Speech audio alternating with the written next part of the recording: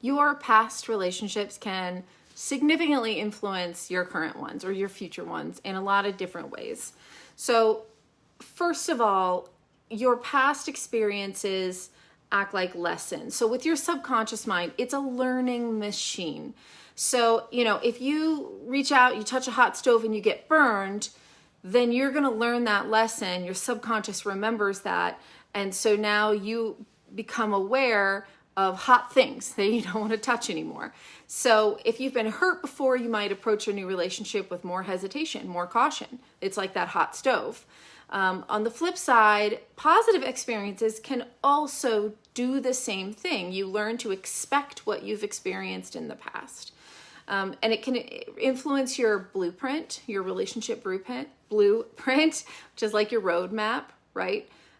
So if you've been with partners who are super independent, for example, you might expect that in your next relationship, and you might struggle if your new partner desires more closeness in a way that you've not experienced before. Same thing with if you were raised in not a very physically, you didn't have a lot of physical touch, physical affection growing up. That may feel very different for you with a partner who requires a lot of it or wants a lot of it. Of course, your emotional baggage. We all carry some insecurities, some trust issues, unresolved feelings, but the less you deal with these things, the more they pop up in new relationships, right? When we say somebody's triggered by something that, their new partner does, even if that individual action really isn't a big deal. And that's usually because of something in your past, right? Your baggage. And that is something that we have to do the work on individually so we don't continue to bring that into our new relationships. But a good thing is our past relationships can also help us identify what we want and what we don't want in a partner, right? Over time, we get a clearer picture of your deal breakers, our red flags, our values.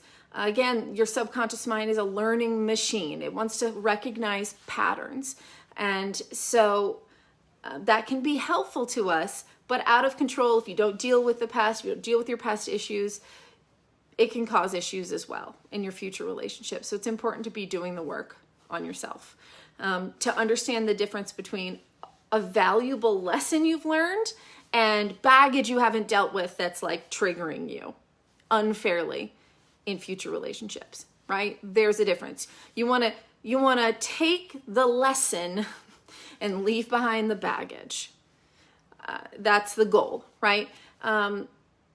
Always prioritize communication, self-awareness. Don't be afraid to seek help, therapy, if you're stuck in patterns from the past.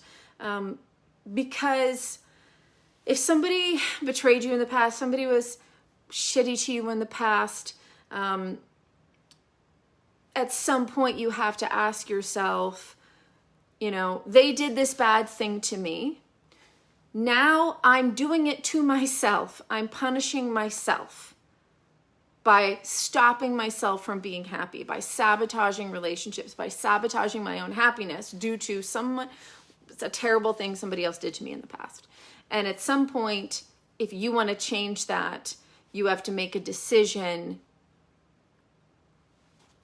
that you have control. You can manage your own emotional reactions. You can manage your feelings. You can manage how you feel about that betrayal, and that you can move forward. And that's really hard to do depending on what kind of past trauma we're talking about, right? There's easier said than done. But ultimately, we have to make the decision to move forward or not, or to hold that forever. And it's really hard to take accountability for that because it's scary. And sometimes we feel like if we let it go, that means we forgive that person, right? If we move on and we're happy, it means it's not a big deal what they did. And that's not true. It's easy to understand how we would feel that way emotionally, but it's not true. What you're really saying is they did a horrible, horrible thing, but I choose me. That doesn't mean I forgive them or that I'm lessening. Because sometimes when somebody does something truly horrible to us, if we were to move on and be happy at some point, then it makes it seem like it wasn't a big deal. It didn't really traumatize you that much, so it couldn't possibly have been that big of a deal. And we don't want to let that happen, right? But who's suffering truly the most? You are, by not moving on, by not being happy. And at some point, if you want to move forward past betrayal, past trauma, you have to choose. You have to decide that your happiness is more important than punishing them. And I don't mean that they don't deserve punishment, but when the punishment is your own happiness, subconsciously, right? That's when you have to make that choice. It's a tough one, but it's an important one.